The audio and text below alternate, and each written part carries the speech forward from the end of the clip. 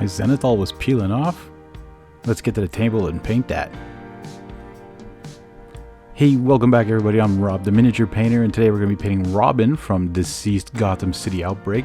Yeah, you heard it right. My Zenithal started peeling during the painting process. And we're starting off with a little bit of Crusader skin here. That's right, you know, he is the Dark Crusader's sidekick, Robin here.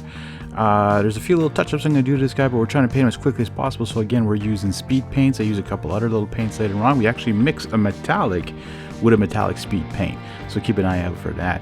I'm using some bright red now on his clothing here. Most of the places here was hard to get in the back areas. But the thing is, what's fun about having a Zenithal highlight is if you got a dark paint underneath, you can easily leave it really dark in the back and it won't even show that you didn't paint it really, especially now with speed paints. So here's the mixture I did: Aztec Gold and Dark Emerald. And I was hoping the Dark Emerald was going to make the Aztec Gold a little bit more dark green. I think it was a 3 to 2 mixture. Like I put about 4 or 5 drops of the Aztec Gold and then 2-3 drops of the Dark Emerald. Because his armor on the artwork was a little bit more darker, like vibrant green. And I didn't want to use glittering green because it's really crazy, but I might actually have to, which you'll see later on. So I was hoping his Dark Emerald was going to bring out that green a little bit more, but it ended up turning out like dog poop. So my suggestion, if you want dog poop metal, use this. Next I used Ancient Honey on all the yellow parts like his belt, all the trims around the clothing, around the cape.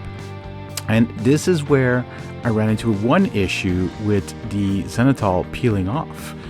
The white ink, and now you guys know, or if you haven't noticed, I primed these about like a couple weeks ago. Like these guys have been sitting on my table for a while because I've been working on other projects and life as well, and I won't get into that, but my life is just crazy lately, with lots of palliative care for other people that I'm trying to keep. Anyways, let's move on. So when I was doing his belt here, I kept trying to get rid of that. There's like a little spot of red on it, right? So I was like, okay, well, if I let it dry, I'll come back and put some on again. And as I'm putting it on, it started rubbing off the white ink. So you saw the gray undertone on it.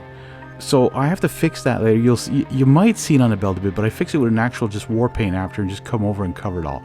Here's where I fix up all that green armor. I put some glittering green, a little bit more water on my brush, go over it, kind of like a glaze, but keeping sort of that other speed paint color I had, or that poop of a metallic color I had, as the background. Now the final color we're using is Grim Black. Is for the clothing, pretty much all his pants left, the whole cape. Be careful not to get on top of that yellow again.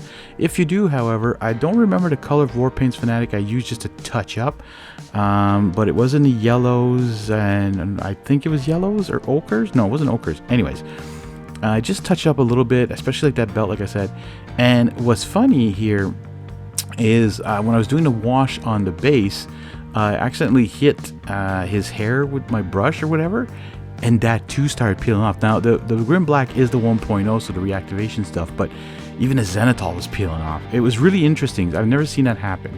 Anyways, there you have it, folks. Robin, even though maybe a few errors were here and there, he's painted. So I want to thank you guys so much for watching, and don't forget to slay the gray one miniature at a time.